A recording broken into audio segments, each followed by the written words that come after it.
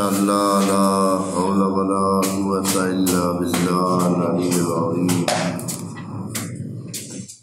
اعوذ باللہ من الشیطان الرجیم، بسم اللہ الرحمن الرحیم۔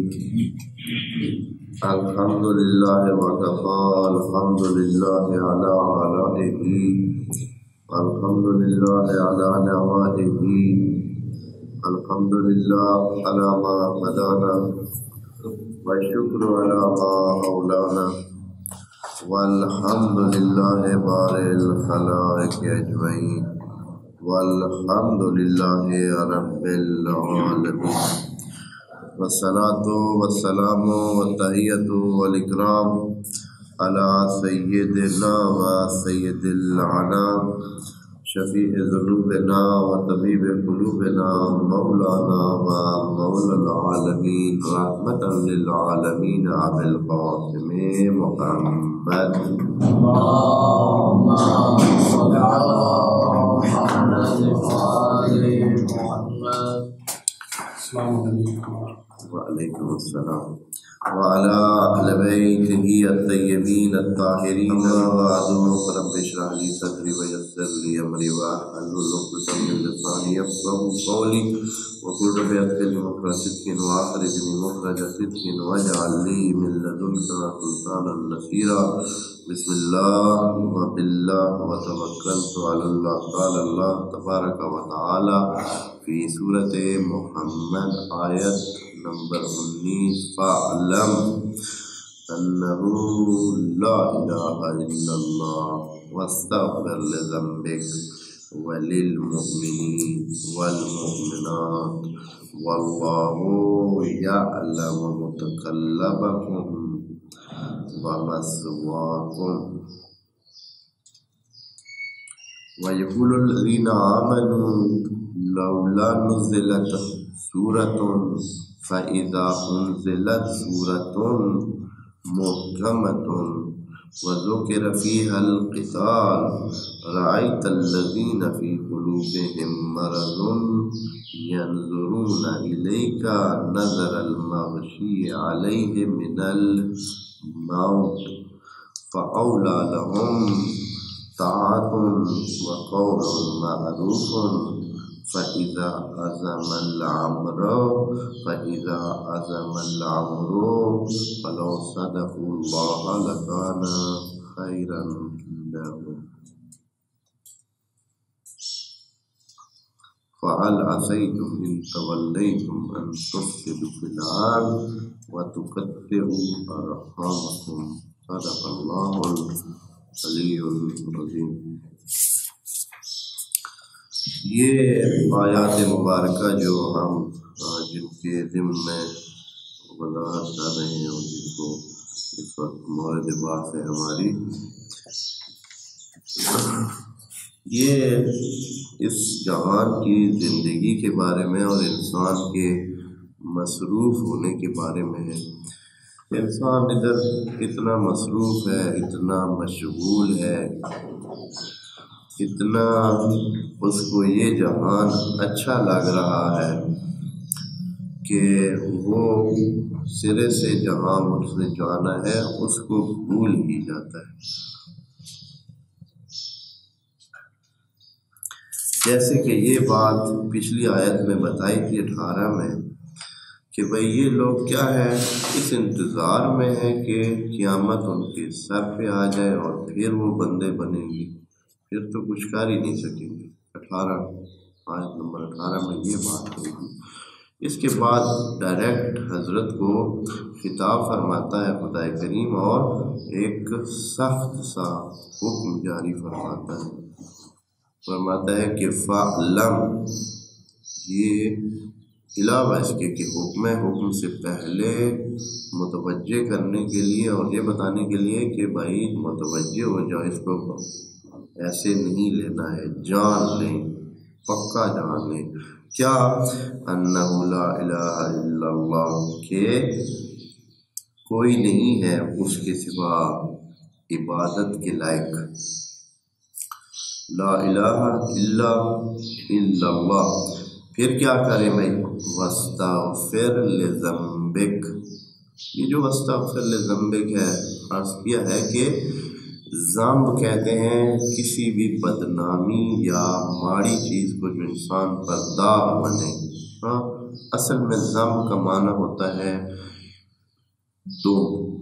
ہاں، جب بھی کوئی بندہ کوئی ایسا کام کرتا ہے یا ویسے نیچرلی اس سے کچھ ہو جاتا ہے یا خدائی انداز میں اس پر وہ چیز ہوتی ہے، مثلا فرض کریں کسی جنگ میں اگر کوئی بندہ ہار گیا ہے تو یہ ایک دم بن جائے گی اس وقت، کیا کہ یہ ہارا تھا۔ ہاں، جدھر بھی اس کی پہچان کروانی ہوگی تو بتائیں گے اچھا ہاں یہ تھا وہ جس نے ادھر مار کھائی تھی۔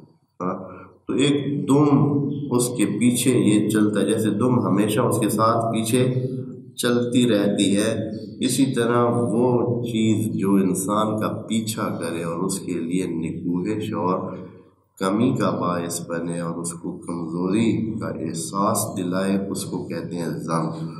واستغفر کا معنی بھی یہ ہے کہ اے نبی تو اللہ سے یہ دعا کر کہ تیری ان کمزوریوں کو کیا کرے، ختم کرے اور تم میں کوئی کمزوری ایسی نہ ہو۔ اور یہ کام صرف اپنے لیے بھی نہیں کرنا ہے بلکہ کتنوں کے لیے کرنا ہے، سارے مومنین کے لیے۔ نبی کے جو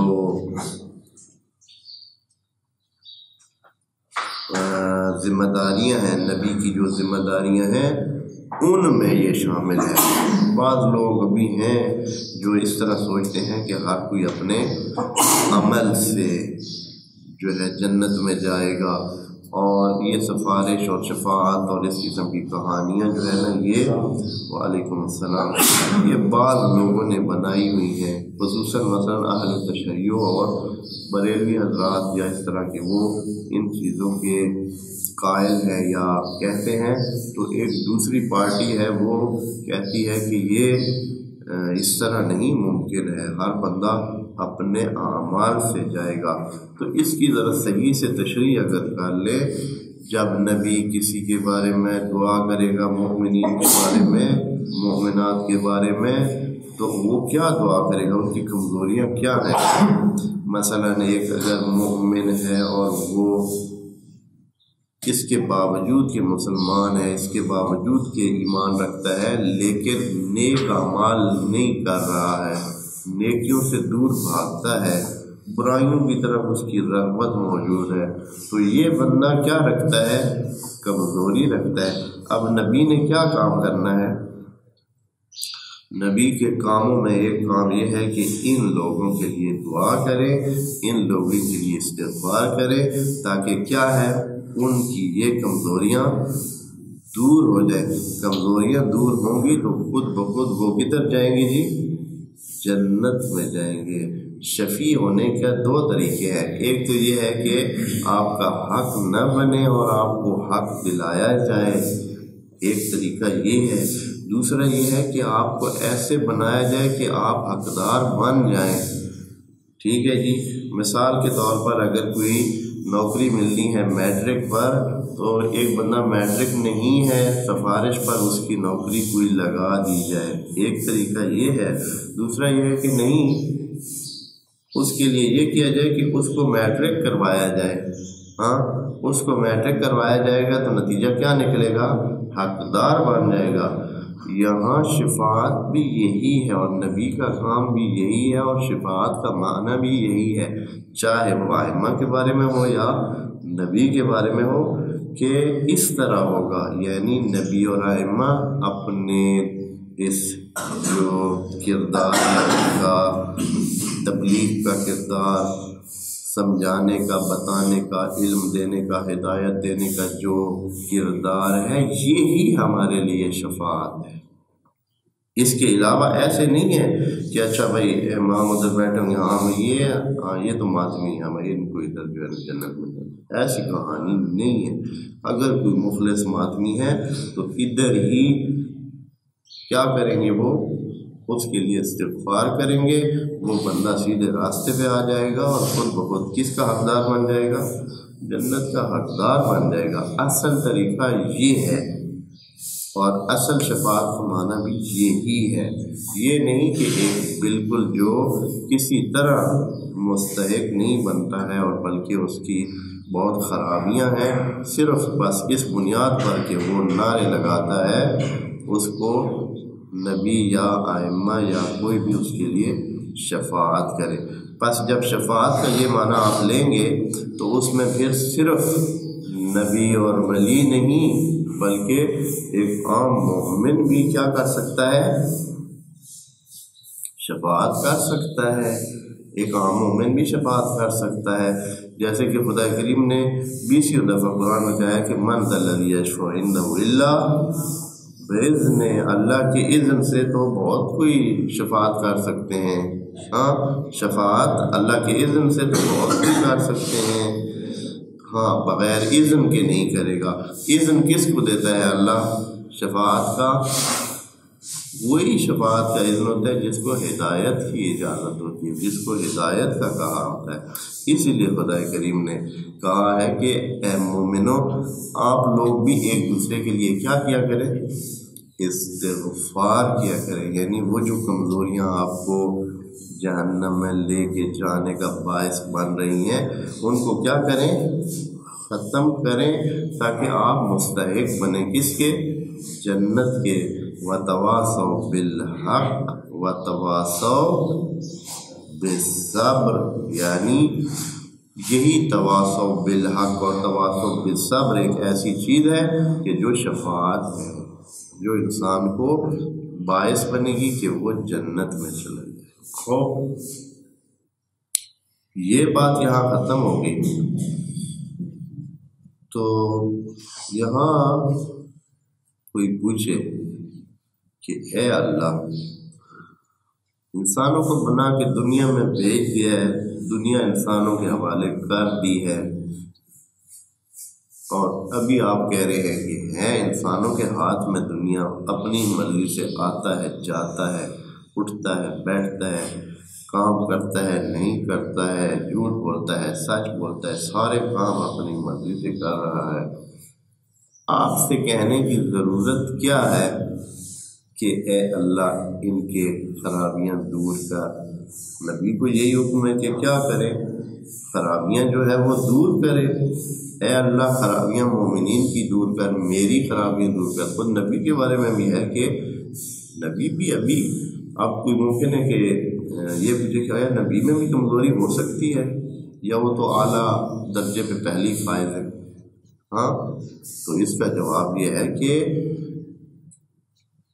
نبی بھی ایک درجے پر موجود ہیں، ابھی ان کے ترقی کے مدارج اور بھی باقی ہیں۔ یہ نہیں کہ نبی بس آخری سٹیج پہ پہنچ گئے اور ختم ہے، ایسی کہانی نہیں ہے۔ خود ہماری یہ جو صلوات بھیجتے ہیں، جو خدا کریم نے ہمیں حکم دیا ہے کہ آپ ان اللہ و ملائکتہ یصلون علی النبی، یہ نبی پر جب ہم صلوات بھیجتے ہیں تو ان کا درجہ پہلے سے کیا ہو جاتا ہے؟ اوپر چلا جاتا ہے، بہتر ہو جاتا ہے، پہلے سے بھی وہ بزرگتر۔ لیکن اب کتنے درجات ہیں؟ اور اس کی اس لیے کہ خدا کی خدائی کتنی ہے؟ لامحدود ہے، بس درجات بھی جو ہے وہ کتنے ہیں؟ لامحدود ہے۔ اسی لیے امام علی علیہ السلام کا وہ کہنا، آپ دوستوں کو بات کو بھی یاد ہوگا، آہ من قلت الذات و بعد السفر۔ یہ کون سا سفر ہے؟ یہی ترقی کا سفر ہے جس کی کوئی حد نہیں ہے۔ وہاں امام بھی کہتے ہیں کہ میرا بھی جو کوئی سامان ہے وہ کیا ہے؟ تھوڑا ہے۔ جو کچھ میں نے حاصل کیا ہے یہ اس لمبے راستے کے لیے کیا ہے؟ کام نہیں، کچھ بھی نہیں۔ واقعاً ایسے ہے، ایک لامحدود اور بلا حد چیز ہو، اس کے لیے کیا بندہ کتنا کر سکتا ہے؟ جتنا بھی کرے پھر بھی ابھی ابتدا میں ہی کہہ سکتے ہیں کہ وہ ہے۔ بس نبیوں کے لیے بھی یہ راستہ موجود ہے، اسی لیے خدا کریم نے ایک دوسری آیت میں کہا ہے کہ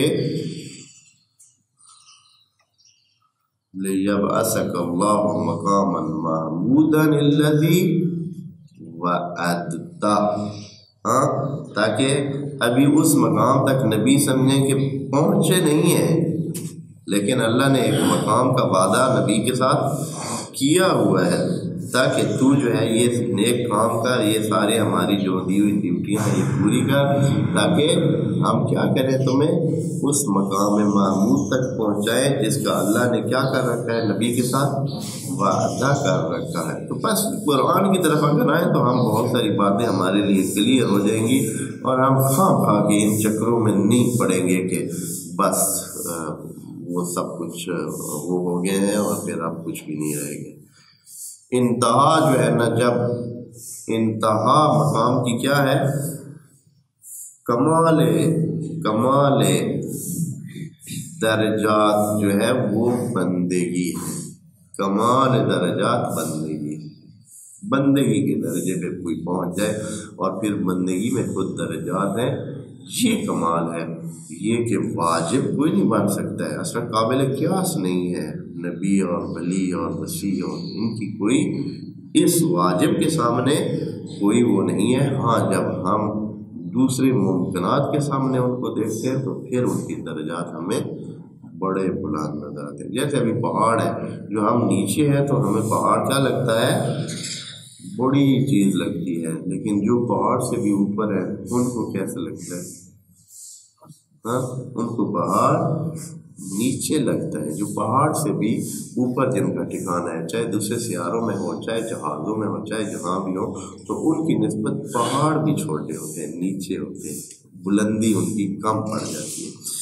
تو بس یہ جو ائمہ کا اتنا بلند مرتبہ بیان کیا جاتا ہے، یہ انسانوں کی نسبت بلند ہوتا ہے، خدا کے ساتھ کسی طرح مقایسہ نہیں کیا جا سکتا۔ اصلا مقایسہ کرنا ہی غلط ہے۔ خدا کریم اصل اور چیز ہے، وہ واجب الوجود ہے۔ یہ ہم سب جتنے بھی ہیں اللہ سے یہ حد ہے، وہ سارے کیا ہے، ممکن الوجود ہیں، یعنی ہونا ہی ہمارا اور نہ ہونا ہمارے اختیار میں نہیں ہے۔ ہمیں کوئی بنا دے تو ہم ہو جاتے ہیں، مٹا دے تو ہم مٹ جاتے ہیں، ختم ہو جاتے ہیں، لیکن وہ واجب الوجود وہ ایسی ذات ہے کہ ایسے نہیں ہے، اس کو کوئی مٹا نہیں سکتا ہے، اس کو کوئی بنا نہیں سکتا ہے، وہ واجب الوجود۔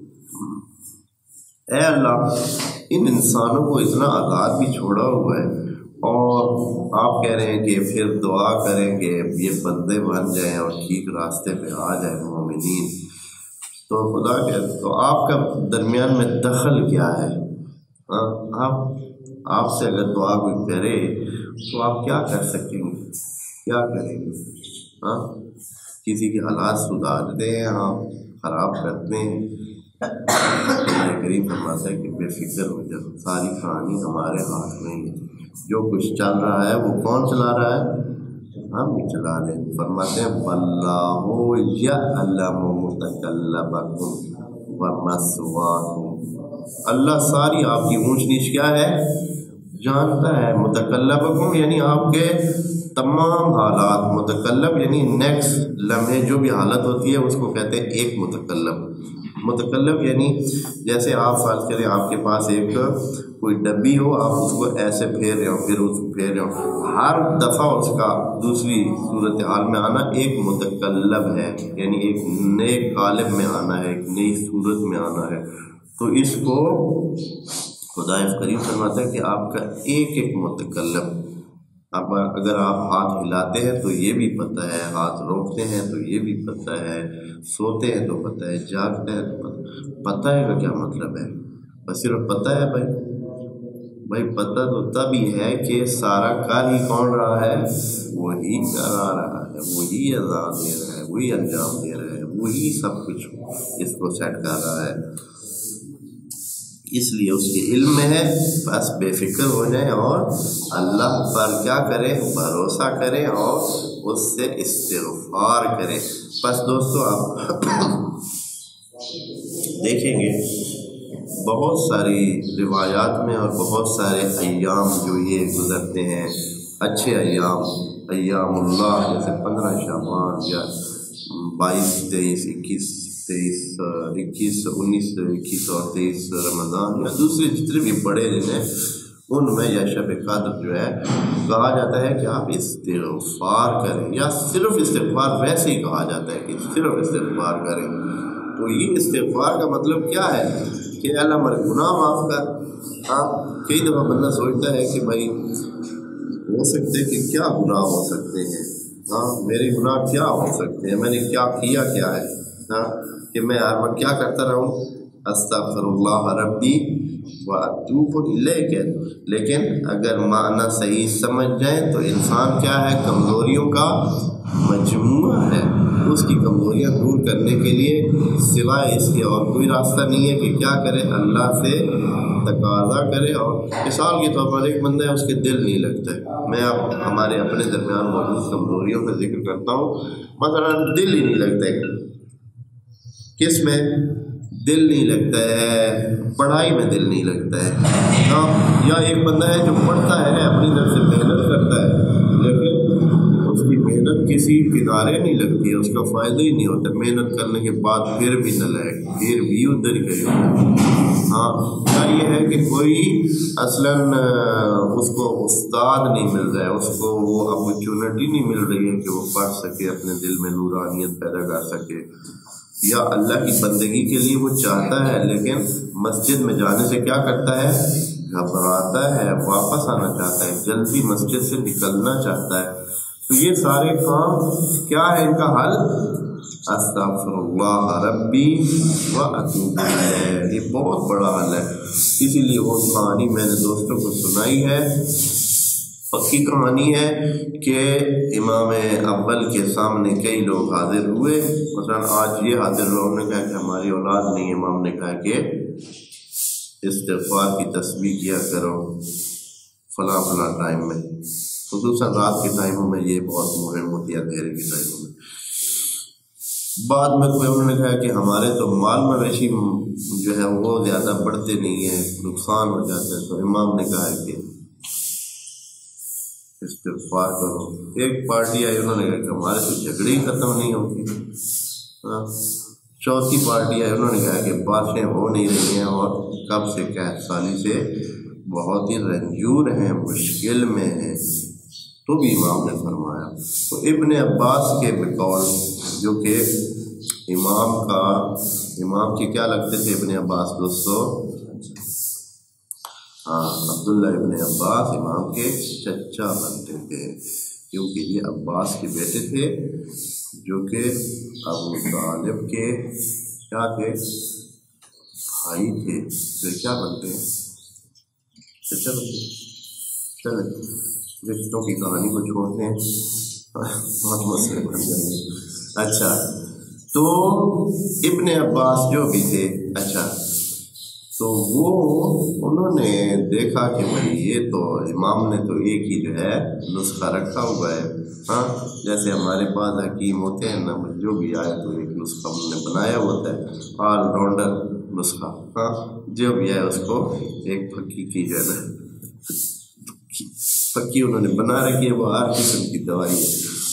تو امام نے بھی تو ظاہر ایسے ہی بھائی جو بھی بندہ کوئی مشکل لے کر آتا ہے تو امام اس کا حل بتاتے ہیں، کیا جی استغفار کرے۔ تو آخر راہ نہ گیا، شاگرد تھا، سیکھتا تھا امام سے، تو کہا کہ یہ کیسے، تو کہا کہ میں اپنی طرف سے نہیں کہہ رہا ہوں۔ امام نے جواب میں فرمایا کہ یہ بات میں نے اپنی طرف سے نہیں کہی ہے، یہ خدا کریم نے سورہ نوح میں کہا ہے، وَقُلْتُ لَهُمْ اسْتَغْفِرُوا رَبَّكُمْ إِنَّهُ كَانَ غَفَّارًا يُمْدِدْكُمْ بِأَمْوَالٍ وَبَنِينَ وَأَنْهَارٍ کیا کیا چیزیں، بہت ہی لمبی چوڑی داستان ہے، اس میں ساری یہ چیزیں شامل تھی، کس کے نتیجے میں، استغفار کے نتیجے میں۔ خدا کریم نے حضرت نوح اپنی قوم کو وعدہ دے رہے ہیں کہ استغفار کریں، اللہ یہ ساری چیزیں آپ کی پوری کرے گا۔ تو ہوتی ہیں، لیکن ہم کیا ہے، مشکل ہماری یہ ہے کہ ہم اخلاص سے یہ کام کرتے ہی نہیں ہیں، ہر چھوٹے موٹے ایرے غیرے کے پاس جا کر اپنی مشکل حل کرنے کی کوشش کرتے ہیں، لیکن یہ ہے کہ مسجد میں آ کر یا کسی خلوت گاہ میں جا کر اللہ کے سامنے اپنی بات پیش نہیں کرتے۔ یہ ہمارا سب سے بڑا مشکل کا مرحلہ ہے۔ یہاں یہ بات ختم ہو جاتی ہے۔ باقی کیونکہ انہوں نے گناہ والا معنی کیا ہوا ہے تو اس لیے اپنے تقریباً سارے تراجم میں یہی گناہ والا معنی اس کا کیا ہوا ہے، واستغفر لذنبک، جیسے کہ یہ حضرت جناب شیخ محسن نجفی حفظہ اللہ فرماتے ہیں کہ پس جان لو کہ اللہ کے سوا کوئی معبود نہیں، اور اپنے گناہ کی معافی مانگو، اور مومنین اور مومنات کے لیے بھی ایسے ہی معافی مانگو۔ تو یہ پھر جا کرنا بہت سارے حوالوں سے پھانس جاتے ہیں، پھر ادھر آخر میں ان کو یہ ہم مسئلہ کہنا پڑتا ہے۔ اس کا حل انہوں نے یہ ڈھونڈا ہے کہ کیا کہے کہ استغفار ایک عبادت اور آداب و روح بندگی ہے۔ استغفار کیا ہے؟ ایک عبادت، اس کو اس طرح کہہ کر اپنی جان کیا کی ہے؟ خلاصی کی ہے۔ نہیں تو یہ جواب تو دینا پڑتا ہے کہ کس بات کا استغفار وہ کرے۔ 12 اس کے بعد اب بہت مزیدار چیپٹر شروع ہونے والا ہے۔ یہ ہمارے لوگوں کے لیے ہے جو ہر وقت کیا کر رہے ہیں؟ دعائیں کر رہے ہیں۔ اللہم کن ولیے کا، یا جو ہے جب بھی صلوات پڑھتے ہیں تو صلوات کے آخر میں ایک لڑ اضافہ لگاتے ہیں، کیا ہے وہ؟ وعجل فرجہم۔ تو یہ جو عجل فرجہم ہے نا، یہ کوئی آج کی بات نہیں ہے، یہ نبی کے زمانے میں بھی ایسے لوگ تھے۔ قرآن بھی جو ذکر کر رہے ہیں، ابھی ترجمہ کروں گے دیکھیں گے، ادھر بھی لوگ موجود تھے جو اچھائی کے لیے عجلت کرتے تھے۔ کیا ہوا؟ ہوتا یوں تھا کہ کچھ دن اگر سورت کوئی نازل نہ ہوتی، نئی آیتیں نہ آتی، نئی صورتیں قرآن کی نہ آتی، تو جو خام خواہ کے ہوتے نہیں ہیں ایسے بھائی، کچھ آمدی ٹائپ یا جو بھی بار ان کو کہہ دے، وہ نبی کے کانوں میں آس پاس میں گھومنے لگ جاتے، یا نبی اللہ کوئی آیت ہی نہیں پہ ہوگی، کوئی صورت ہی نہیں پہ ہوگی، کوئی قرآن ہی نہیں پہ نازل ہوتا، پتہ نہیں کیا ہو گیا۔ اس قسم کی باتیں کرتے ہیں۔ خدا کریم اس آیت میں کہہ رہے کہ ذرا ہاتھ ہولا رکھیں، ایسے، کیونکہ جب ہم نے پھر کوئی بات کہہ دینی ہے تو آپ کیا ہو جائیں گے؟ پھنس جائیں گے۔ اور اس آیت میں بھی یہ بات ہے، ایک اور آیت میں بھی یہی بات یہ ہے کہ یہ لوگ آپ سے بار بار مختلف غیر ضروری سوال کرتے ہیں، پھر یہ پھنس جائیں گے۔ دیکھیں جب تک بندہ لا علم ہوتا ہے تو پھر تو لا علمی میں جو بھی کرتا رہے تو خدا اس کو کیا کر دیتا ہے؟ معاف کر دیتا ہے۔ لیکن جب علم آ جائے تو اس کے بعد، اس لیے خدا کریم کہہ رہا ہے کہ غیر ضروری سوال نہ کریں، خام خواہ جو بات ابھی ہم نے کہی نہیں ہے اس کے بارے میں آپ ایسے ہی پوچھ لیں کہ بھائی اے اللہ اس کا کیا کریں گے، پھر اللہ ضرور اس کے بارے میں یقیناً حکم تو خدا نے دے دینا ہے، پھر وہ حکم آیا تو کیا ہو۔